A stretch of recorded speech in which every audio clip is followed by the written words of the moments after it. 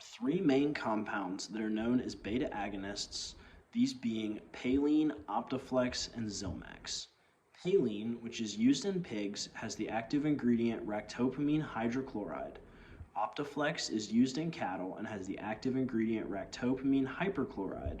And Zilmax, which is also used in cattle, has the active ingredient zilpaterol hydrochloride. A beta agonist is a compound used as a feed additive that repartitions nutrients from fat deposition into protein synthesis.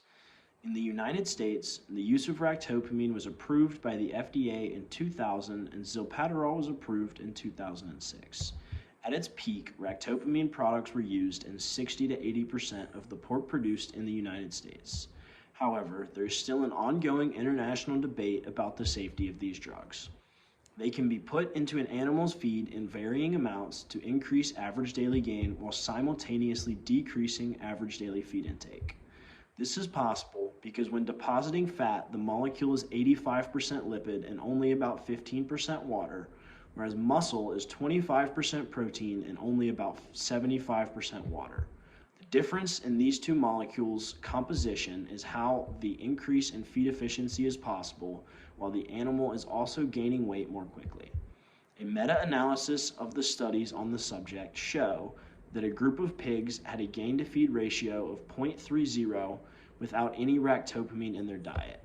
When they were fed diets containing 5 milligrams of ractopamine per kilogram of feed, they had a gain-to-feed ratio of 0.33, and when the dosage was increased to 10 and 20 milligrams per kilogram, they had feed efficiencies of 0.34 and 0.35 respectively. It should be noted that while average daily gain goes up when the 5 milligrams per kilogram of ractopamine is added to their diet, from there it stays the same and feed efficiency only increases by decreasing average daily feed intake. There have been many arguments made in favor of ractopamine products and not all of them have been economic. Representatives from the company Elanco, who first developed ractopamine, argue that a move away from the product would lead to an increased corn demand and have a significant impact on the environment. In fact, they claim that 91 million more bushels of corn would be needed to keep production levels the same. However, one significant drawback found by Dr. Apple in the meta-analysis previously referenced was a decrease in tenderness. In animals fed ractopamine products, it was found that they had thicker muscle fibers and therefore a greater shear force was needed to bite through the meat. Ractopamine is found to accumulate in the organs of the animals that consume it, and in the United States this isn't much of a problem, but it is in many of our export markets.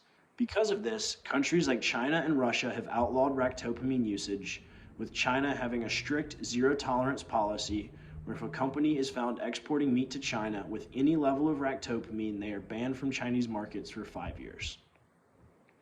There has been one public study done on the safety of ractopamine in humans, and it studied the effects of varying levels of ractopamine consumption on 14 cardiac variables in 6 human test subjects.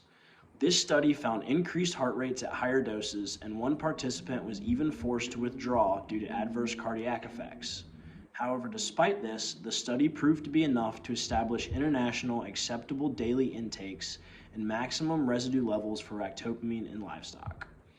In addition, JBS presented a video at an industry conference in Denver showing cows that were treated with ractopamine products struggling to walk. On the same day, supposedly due to unrelated events, Tyson Foods Incorporated announced that it would no longer be accepting cattle fed the ractopamine cousin zilpaterol.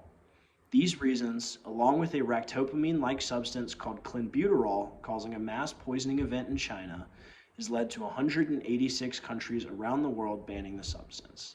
In the last 10 years, beef and pork consumption has decreased in the US, which means that these export markets are more important than ever, and because of this, many United States producers have started to move away from the product.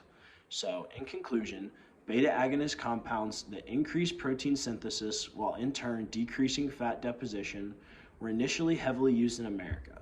They were considered to be environmentally friendly due to the decreased corn demand in animals given ractopamine, and while these products are still allowed in the United States, many companies are moving away from them due to safety concerns in foreign markets stemming from the fact that studies have failed to produce sufficient evidence that consumption of the drug is safe in humans.